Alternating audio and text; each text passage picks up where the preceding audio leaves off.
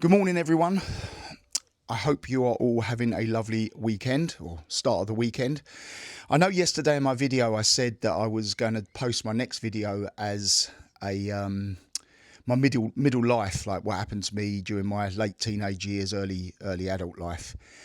But I had to jump on today as a quick video because they're huge boxing matches tonight. Now, a lot of people think tonight's boxing is a bit of a farce. Benn and Chris Eubank Jr. is who I'm talking about, of course. And the undercard's really good as well. But a lot of people are saying that, you know, Conor's had to go up 2 or 3 weights, really. And Chris has had to come down. There's a big hydration clause on Chris, so that still remains to be seen. I've not seen the video of the follow. Obviously, he missed his weigh-in yesterday. He missed his weight, Chris Eubank, and he's been fined £375,000 by being half an ounce overweight, which is a little harsh in my opinion, but rules are rules, I guess, at the end of the day. I don't think Chris took it seriously. He could have reduced his weight a little bit easier. He could have gone and sat in a sauna for 15-20 minutes and probably knocked that off quite easily. But anyway, it is what it is, and at the moment that fine stands. Whether they'll appeal against that, I don't know. Obviously, this rivalry goes back many years. I mean, I think it was 92, 93, something like that. You'll have to excuse me. I'm getting old and I'm forgetting things. But the original fights were their fathers, so it was Nigel Benn and Chris Eubank Sr. The first fight that they had, Chris Eubank prepared perfectly and fought perfectly, and Nigel was a little bit reckless. That was an easy win for... Well, it wasn't easy. What a stupid thing to say. But it was a win, a clear win. He stopped Nigel. I can't remember the round. It was the latter part of the fight. They then had a rematch a bit later, and that went to the points decision, and it was a draw.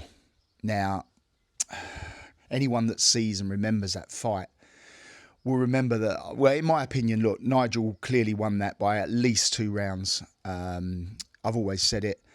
But officially, doesn't matter what I think, but officially it was a draw. So at the moment, it's Chris Eubank is 1 up, and Nigel Benn has basically got 1 draw. So Chris Eubank had 1 win and 1 draw, and obviously Nigel Benn had a loss and a draw.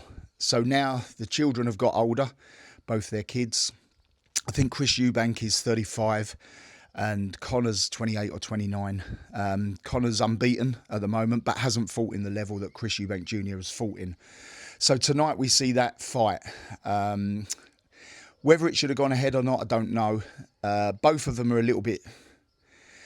Well, they're disadvantaged in their own ways. Conor is obviously younger, he's fresher, and he certainly seems more focused and up for the fight. But he's a lot lighter, and generally in boxing, a good big un will always beat a good little un. So that's just something to bear in mind. That's just a rule of thumb. But Chris Eubank has had to drop a lot of weight, and yesterday he looked very lethargic, and he missed his weigh-in by half an ounce. Now, half an ounce is nothing. So, you know, that's and he's been fined £375,000 because he missed the weight. A little bit harsh, but like I say, it is what it is. Rules are rules. So the big fights tonight, the undercard's going to be great, and it's going to be an interesting fight because Chris has had to really dehydrate himself and lose a lot of weight. He looks very gaunt. Conor has obviously struggled to go up. He didn't even hit the 160 weight limit, which is what it is, what they're fighting at. So it's going to be an interesting fight. My head says it will be Chris Eubank because he's a lot bigger. He's fought in better company in his past. He's got a better ring credentials. But Conor is very, very up for this fight. So it's an interesting little fight, and I think it's being shown on DAZN and Sky Sports box office. It's obviously pay-per-view. I'm going around a friend's house, I think, to watch the fight. If we don't go to a little bar, if they're showing it somewhere, I don't know. But I'm really, really looking forward to tonight. I've met Nigel and Chris. I was sitting on a table, Frank Bruno's son's christening with Chris, lovely fella, really, really nice guy. He's gone a little bit a little bit stranger in his later life, in my opinion. Whenever he appears anywhere now, he has a sheriff badge on. He's also got all sorts of issues with, I think he's got some mental health issues. A lot of boxers that retire early, obviously they have a gleaming career, they're on top of the world, and then they end up quitting very early, and it's an awful long retirement for these people, and obviously they can get involved in all sorts of things and bits and bobs, but Chris Eubank Senior I'm talking about, doesn't look right, and he hasn't done for some time. I've seen some videos of him going into an event where he's dancing, all very strange. And anyway, moving on, I hope he's okay, and as I say, if he has got any issues, I hope he's getting them dealt with. Nigel has been very supportive of his son. He's been in his corner the whole time, and he will be there tonight. There's a bit of debate whether Chris Eubank Senior will turn up, because him and Chris Junior have fallen out some time ago, sadly, and that's not a nice thing to see. I don't know the full story with it, but obviously Chris Eubank and Chris Eubank Jr. have dealt with an awful lot of trauma in the last couple of years. They lost, Chris Eubank Sr. lost his son. Obviously, that's Chris Eubank Jr.'s brother, due to, bad circumstances. I'm not going to go into that. That's private, and that's not a nice topic to touch on. But I've met both of them I've met Nigel on a regular basis, basically. I've met him quite a few times, and you'll remember years ago, both of them in their prime, both fought and hurt opponents in a really, really bad way. Chris Eubank fought Michael Watson, and again, Eubank was done. It literally finished, knocked down and completely out on his feet. Michael Watson was definitely going to take that victory. Again, I was at that fight. I was ringside for that fight years ago. And then Chris come out for the following round and threw an uppercut of champions. I mean, it was an evil, strong, powerful, perfectly delivered uppercut. And it destroyed Michael Watson's life. He was disabled after that. He got a bleed on the brain, had to have operations. And he's okay. He's mobile, and he can live his own life, I think, with some carers.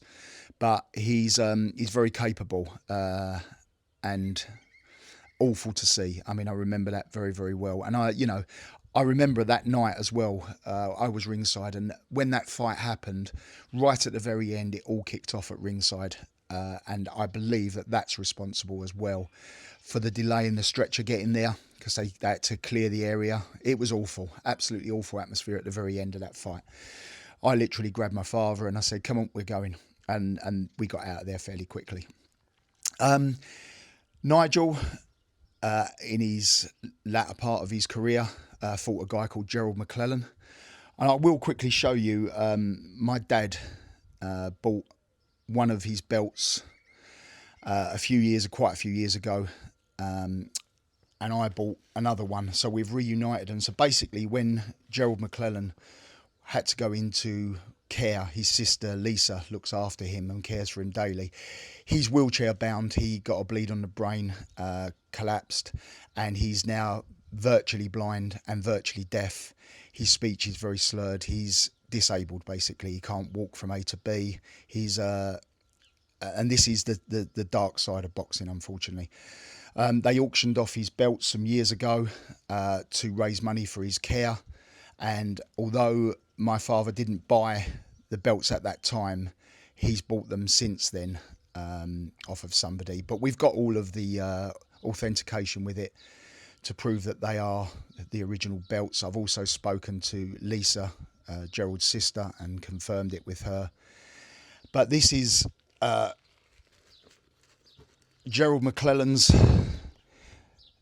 WBO belt, who he knocked out John Mugabe for, John the Beast Mugabe, back in, you can see it there, 1991. So that was one of his fights where he won the world title, and that's his actual world title belt. And that's the one that I bought some time ago. And then my father bought Gerald Mlelen's WBC belt at a different time. This belt he won off of Julian the Hawk Jackson, who I think goes down as one of the best ever knockout artists in sport, pound for pound. He's knocked out. Julian Jackson was a tremendous puncher. You can always Google him or go on YouTube and watch some of his videos. He was a tremendously powerful guy. But we bought those, as I say, they're a bit of boxing history. Didn't pay over the top for them, and like I say, I bought the WBO belt for around £2,000, I think. This was about, God, it must have been about 10 or 15 years ago I bought it, and maybe more. And the WBC belt was just before that. My father bought that. But getting on to tonight's fight, I'm hoping that Conor does win. He's more local to me. I think he's more real. Chris Eubank Jr. is a little bit arrogant for my liking, always strutting around in Louis Vuitton stuff, and I don't like how he disrespects people and talks to people. But look, that's my opinion. A lot of people like Chris and a lot of people don't like Conor. There was an incident some time ago, obviously, where they were going to fight about 2 or 3 years ago, and Conor was allegedly caught cheating, although he has been cleared of that. So I'm not going to go into that because that's not really, I don't know. So only Conor and the board and people around him will know exactly what happened there. But that's, you know, Conor's got his own opinion. He fought very hard to clear his name, and he has cleared his name. Regardless of whether that's true or not true or whatever, that's not my business as far as I'm concerned. He cleared his name, and the fight's going on tonight. Chris Eubank Sr. is not going to attend, allegedly. I do think there might be a surprise and he'll turn up, but I don't know whether that will happen or not. And Chris Eubank Sr. is very against the fight happening. He's still maintaining that the fight won't go ahead.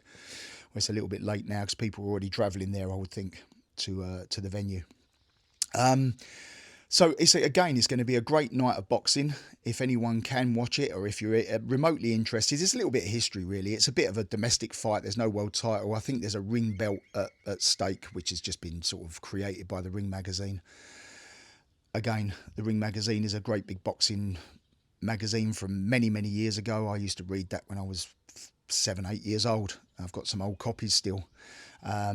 But yeah, as I say, my whole life, you've seen on the other video that I posted, that has been around boxing and bits and bobs. So I'm massively excited about tonight's fight. Who's going to win? I don't know. I'm hoping Conor wins, but my head is telling me that it will be Chris, because he will just be too big. But thank you very much for joining me on this video, and I hope that you get to watch the fight. If not, I'm sure you'll see the highlights on YouTube tomorrow. But may the best man win, and yeah, let's look forward to it. The next video will be about my middle life, okay? Speak to you all soon, and thanks very much. The video I posted yesterday went absolutely insane. I cannot believe how many people liked, commented, and watched it. It's still going up as we speak now. I think we're on about 11,300 views on that, which is crazy for a small little channel like I've got. But anyway, thanks very much for everyone's support. And I will be seeing you very soon, probably the early part of next week, with that other video that I keep talking about that I haven't yet filmed. Speak to you soon, everyone. Have a good weekend.